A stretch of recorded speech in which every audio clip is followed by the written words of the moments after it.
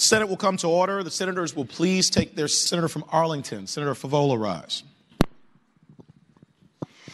Mr. President, I rise to speak in favor of the bill. Senator has the floor.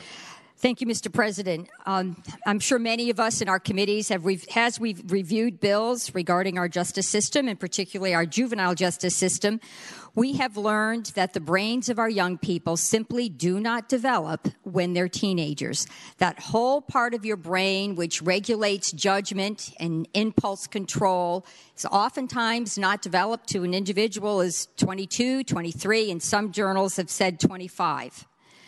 So what this bill does is, in my mind, is it enables a more rational approach in dealing with a situation where you have a teenager who doesn't fully understand the consequences of an action, believes he or she is acting to be funny, in jest, to communicate with another teenager, and has no idea of the consequences. And as the patron just explained, if an individual is actually caught, then right now our Commonwealth's attorneys, some of them believe they have no option but to actually charge a felony. They don't believe they have an option to ignore the situation.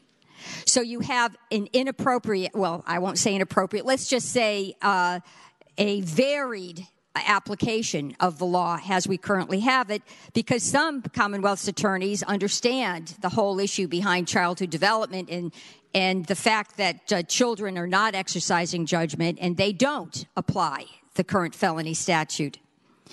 And I just want to remind folks that, you know, the Commission on Youth learned 72% of 14-year-olds actually have access to some kind of phone. This is your iPhone. And more than a third of our teenagers have sent what you could define as a sexually explicit image to their friends.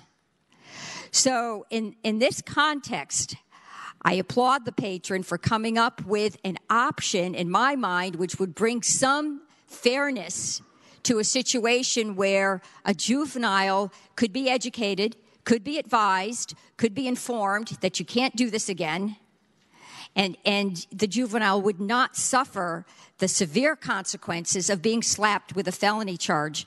And I just want to remind the body that if you have a felony charge, it affects your right to vote, it affects your ability to access certain professional careers, it affects your right to bear arms, affects your right to serve on a jury.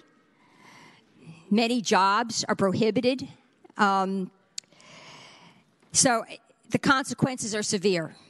And I would hope that we all try to strive for a system that is fair, that acknowledges the different developmental stages of our young Virginians, and works within the construct of this statute to what I think would be a much more appropriate way of dealing with sexting.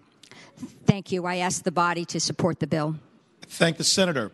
For what purpose is the senator from Spotsylvania?